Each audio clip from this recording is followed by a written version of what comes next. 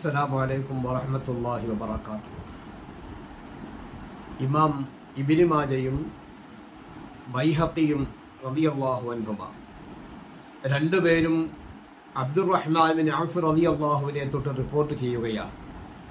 ഖാല റസൂലുള്ളാഹി സ്വല്ലല്ലാഹു അലൈഹി വസല്ലം ശഹ്റു റമളാൻ ഷഹ്റുൻ കതബല്ലാഹു അലൈക്കും സിയാമ.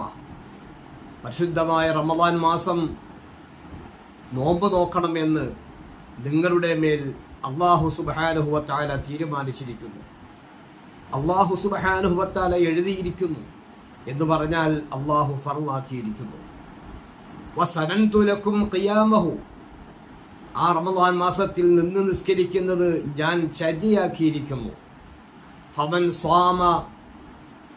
സ്വാമഹു വഖാമഹു ഈമാനൻ വഹ്തിസാബൻ, പരിശുദ്ധമായ റമളാൻ മാസത്തിൽ നോമ്പനുഷ്ഠിക്കുകയും രാത്രിയിൽ നിന്ന് നിസ്കരിക്കുകയും, ഈ ഹദീസ് ഉദ്ധരിച്ചുകൊണ്ട് പല പണ്ഡിതന്മാരും പറഞ്ഞിരിക്കുന്നത് ഖിയാമഹു എന്ന് പറയുന്നത് തറാവീഹ് നിസ്കാരം എന്നാണ്.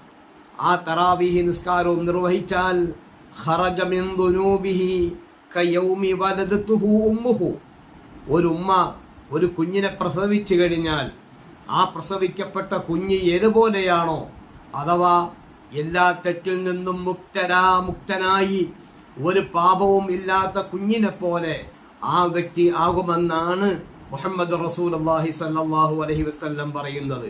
എത്ര പരിശുദ്ധമാണ്, എത്ര പവിത്രമാണ്, എത്ര ക്ലിയറാണ് എൻ്റെ പ്രിയപ്പെട്ട മുഅ്മിനീങ്ങളെ. പരിശുദ്ധമായ റമളാൻ വരികയാണ്. നാം ഓരോരുത്തരും നമ്മുടെ മനസ്സുകൊണ്ട് നിയ്യത്ത് ചെയ്യുക, ഒരു നോമ്പും പാഴാവരുത്, ഒരു നോമ്പും നഷ്ടമാവരുത്, ഒരു രാത്രിയും പാഴാവരുത്. റമളാൻ മാസം 30 ദിവസവും റഹ്മാനായ തമ്പുരാനെ എനിക്ക് നോമ്പ് നോക്കാൻ തൗഫീഖ് നൽകണം റഹ്മാനെ.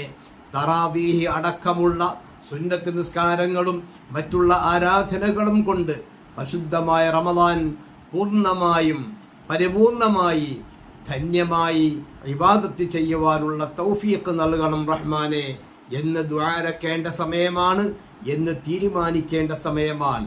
അല്ലാഹു സുബ്ഹാനഹു വ തആല അതിന് തൗഫീഖ് നൽകി അനുഗ്രഹിക്കുമാറാവട്ടെ.